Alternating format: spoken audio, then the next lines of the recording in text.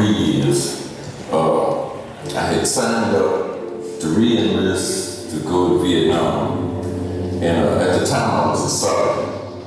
And one morning, we got the newspaper, the Stars and Stripes, on the newspaper.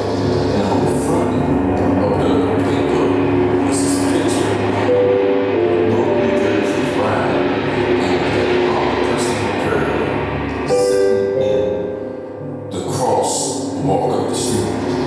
And that person occurred pointing a 50 caliber machine gun at a large crowd of black men standing beside. When I read the story, basically it said that the National Guard armory had been broken into, guns had been stolen, the army and the police had arrested all the males in the black community. The women were out in the street protesting about that. Finally, they put the National Guard from block to block, pretty much. And as I was sitting here reading the story, and looking at my uniform, and realizing I was just ready to go to Vietnam, we would kill people for America, for me to sacrifice my life. I realized that I was in the wrong place at the wrong time, and I decided that, well, there's problems in America, and I need to come home.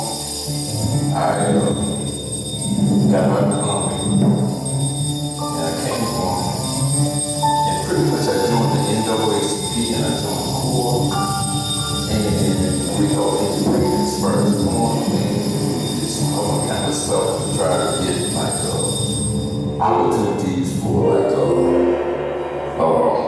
white collar jobs for like black workers. And as I was working with those organizations and as I was working in the community, I realized that there was a lot of serious problems. This was 1968, it was early 68. Racism was like widespread. There was a lot of oppression going on. There was a lot of violence in the community by various people against young people. And so I looked around to see if I could find something more concrete that I could do to help kind of like change the conditions of the community at the time. After looking at like a number of organizations, I settled upon the Black Panther Party. It was feeding children. It was setting up a medical clinic. It was trying to address some of the needs in the community. Community control police. Basically, it was developing patrols to help the senior citizens go shopping, etc. So I decided to work with them.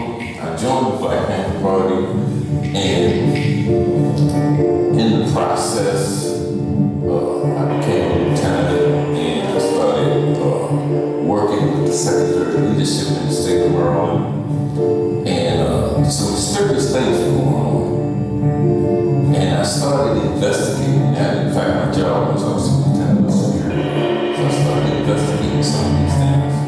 A couple Panthers had been locked up for doing things that they should have been doing. One Panther had actually got killed in an incident that he shouldn't have been involved in.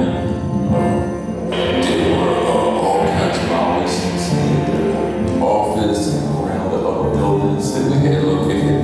And after investigating, I found out that the organizer of Maryland's Black Panther Party, the defense captain Warren Hart, was actually an agent for the National Security Agency. And they did a national investigation as a result of my investigation, and they discovered that in fact he was part of the National Security Agency's program to destroy the organization. He fled the country, he went to Canada, he joined Stokely Carmichael's organization up in Canada, all People's Revolutionary Party. he caused disruption up there. He actually tried to settle things with babies with guns and stuff. He did some other things, and they discovered him, and he fled into the Bahamas, where he in turn helped disrupt some things in there.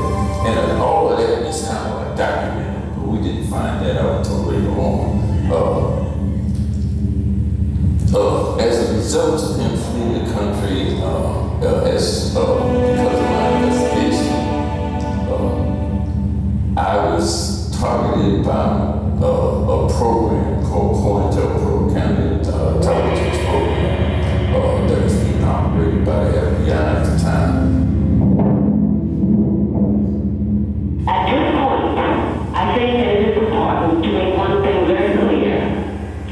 I have advocated, and I still advocate, revolutionary changes in the structure and in the principles that govern the United States.